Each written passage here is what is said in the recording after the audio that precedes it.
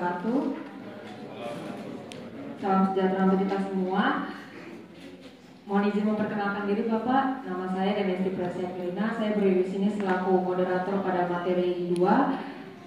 Selanjutnya, tanpa berlama-lama lagi, mari kita persilakan penyaji untuk maju ke depan dan memaparkan materinya.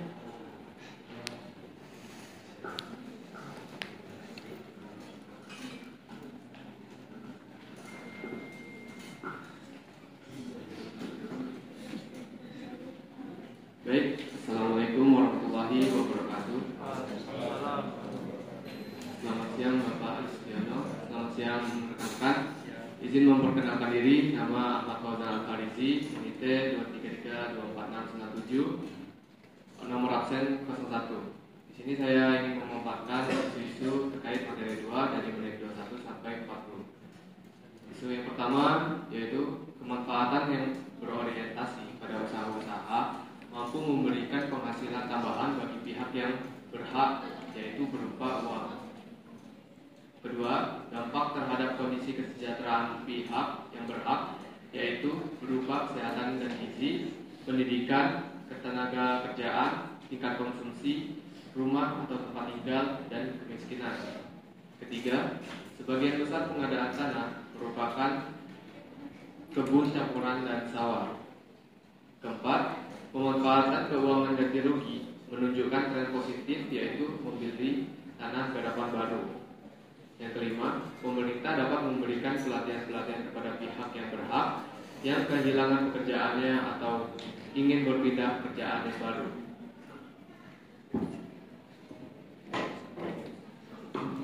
Baik, terima kasih kepada penyaji yang telah memaparkan poin-poin pada materi kedua. Selanjutnya saya mempersilahkan pembahas 1 untuk memberikan sanggahan terhadap materi yang disampaikan.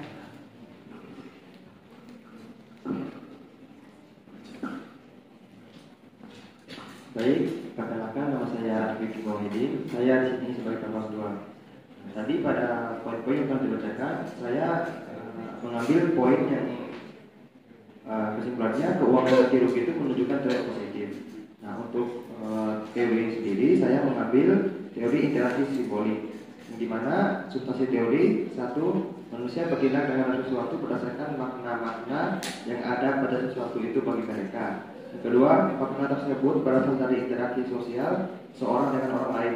Yang ketiga, makna-makna tersebut disempurnakan di saat proses interaksi sosial berlangsung. Jadi kesimpulan dari teori tersebut adalah interaksi simbolik adalah proses pembentukan makna antara individu dengan individu, individu dengan kelompok, kelompok dengan kelompok, dan kelompok dengan masyarakat melalui proses komunikasi baik secara verbal maupun non-verbal yang bertujuan untuk memaknai simbol atau lambang yang disepakati di suatu wilayah tertentu. Di dalam teori interaksi tadi ada yang kata yang menarik, yaitu makna. Makna muncul dikarenakan adanya interaksi sosial antara orang dengan orang lain. Kemudian di dalam poin penting yang dibacakan ada yang namanya tren positif.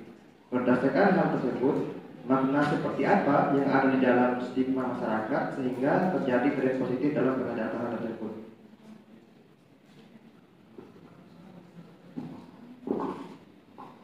Baik, terima kasih untuk pertanyaannya.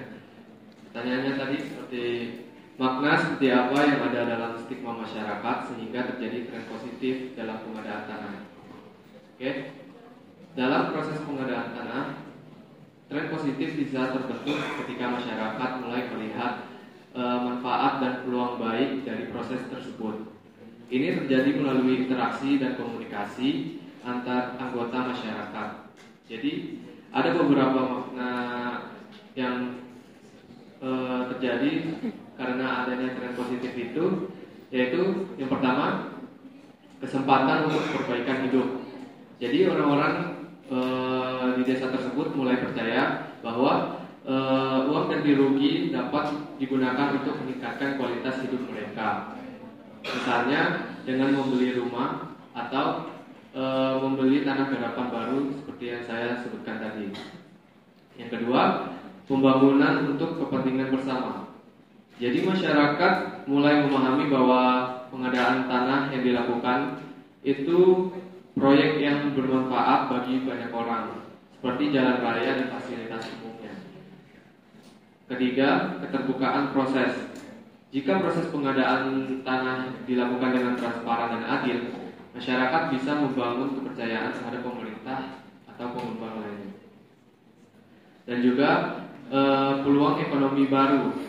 Jadi orang-orang melihat adanya kesempatan kerja atau usaha yang muncul dari proyek pengadaan tanah ini.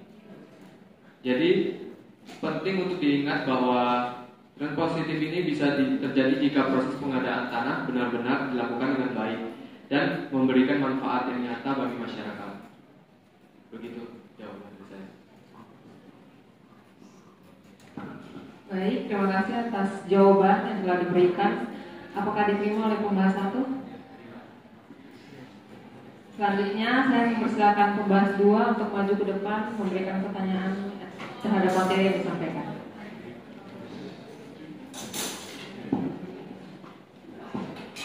Izin perkenalkan diri.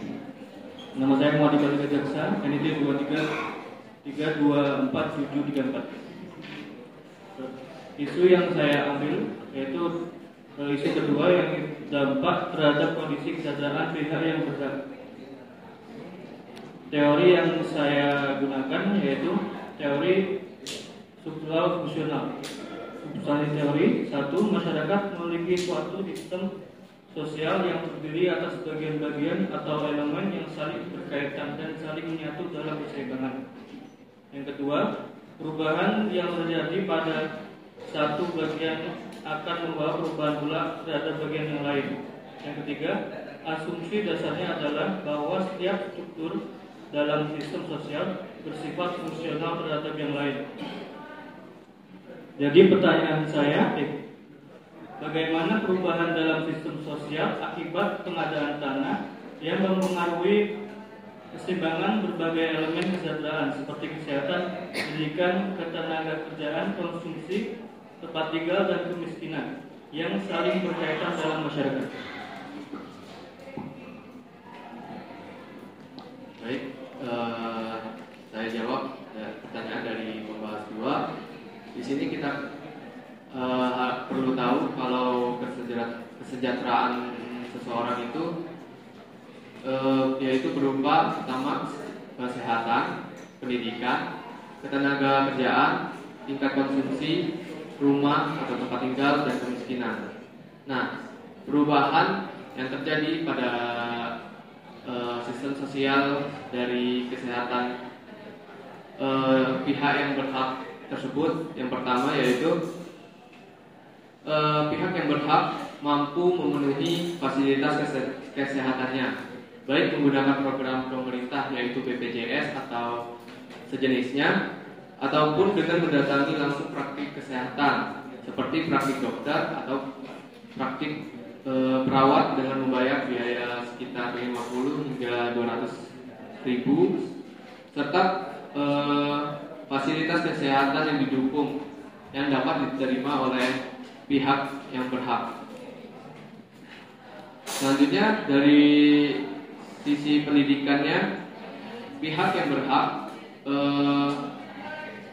mampu memenuhi fasilitas pendidikan dasar bagi anak-anak mereka, baik dimulai dari pendidikan dasar hingga pendidikan menengah atas ataupun perguruan tinggi. Selanjutnya dari ketenagakerjaan, perubahan sistem sosialnya yaitu berupa pihak yang berhak menerima ganti rugi itu mendapatkan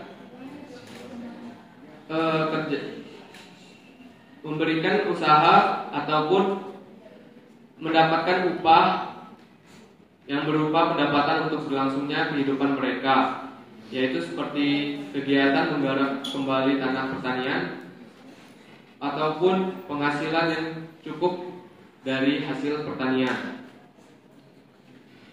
Selanjutnya dari tingkat konsumsi. Jadi perubahannya yaitu pengeluaran akibat usaha-usaha baru yang mereka geluti tersebut, terjadi peningkatan akan pendapatan yang meningkat seperti pendapatan mereka dari usaha pertanian tersebut. Selanjutnya, rumah atau tempat tinggal.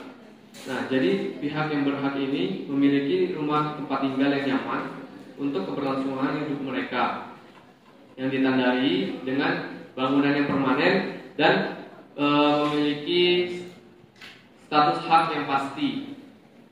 Selanjutnya yang terakhir yaitu kemiskinan, di mana perubahan sistem sosial dari pihak yang berhak mampu memenuhi kebutuhan pokoknya seperti membeli beras, lauk pauk, dan kebutuhan lainnya yang dapat mereka penuhi.